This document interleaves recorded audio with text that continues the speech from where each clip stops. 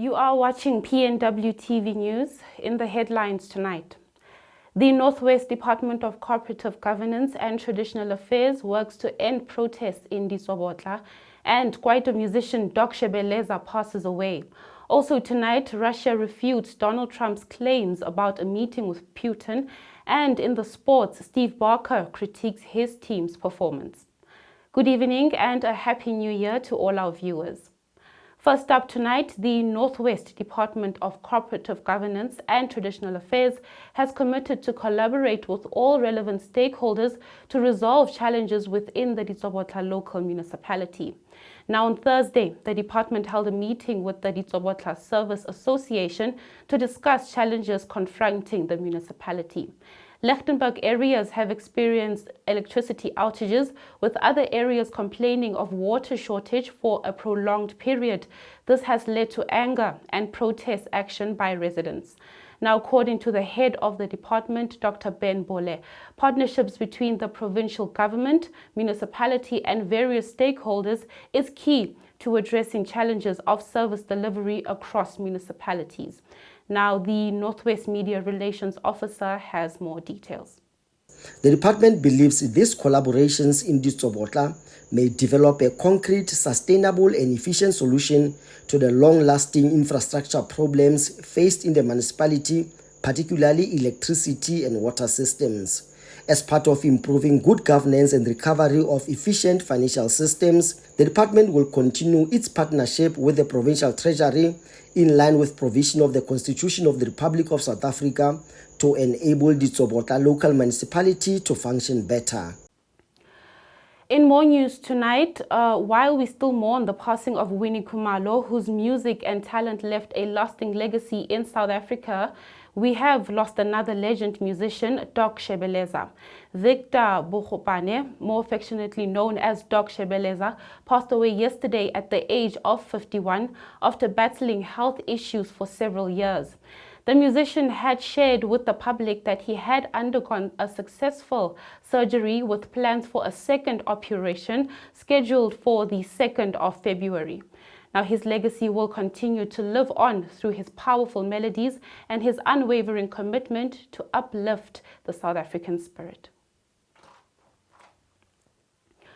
More news tonight. Professor Sibusiso Bengu, South Africa's first Democratic Minister of Education, has been laid to rest in Mthunzini, KwaZulu-Natal earlier today.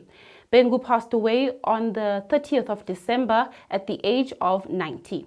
The African National Congress has hailed Bengu as a pioneering leader who shaped the country's post-apartheid education system. Bengu's legacy will be remembered for his significant contributions to education, including the formulation of the Education Act and unification of the country's education departments. Those were the top stories. Let's go now to international news.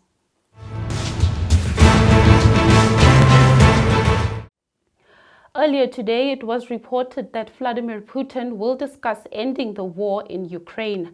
This development comes as Trump prepares to take office on the 20th of January. Trump shared his plans before meeting Republican governors, expressing his desire to end the bloody mess of the Russia-Ukraine war. However, upon further development of the story, Moscow claimed that they received no requests from Trump's team to set up a meeting. Now, since Russia's invasion of Ukraine began in February 2022, the U.S. has committed over $175 billion in aid to assist Ukraine. However, it is unclear if this aid will continue under Trump's administration. With that, let's now get tonight's business headline.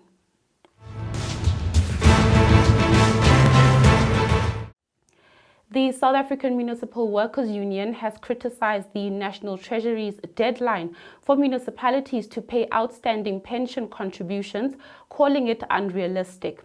The Treasury has set a deadline of the end of the 2024-25 financial year, however, the union argues that this time frame is too short. Now, this follows a long history of mismanaged funds in the municipalities. The union's General Secretary, Dumisani Magagula, emphasized that the deadline fails to hold municipal managers accountable for years of neglecting pension payments. The union is pushing for a more realistic deadline and greater accountability to ensure that the municipal workers receive their benefits. That's it for tonight's business headline. Let's now end off with the latest in sports.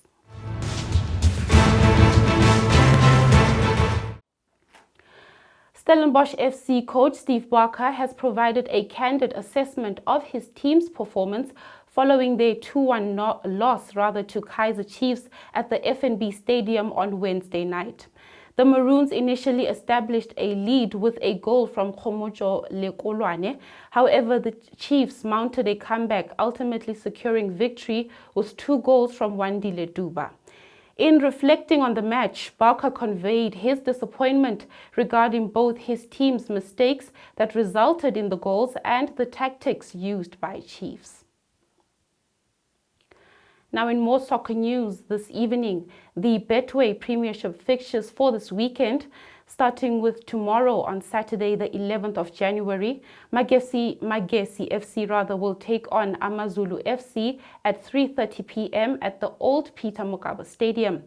Marumo Gallants goes up against Cape Town City at 3:30 p.m. at the Dr. Molemela Stadium. This while the game between Chippa United and Royal AM has been postponed. On Sunday, Kaizer Chiefs goes up against Golden Arrows at 3:30 p.m. at the Moses Mabhida Stadium. Meanwhile, SuperSport United prepares to lock heads with Sekhukhune United at the Lucas Masterpiece Maripa Stadium at 5:45 in the evening.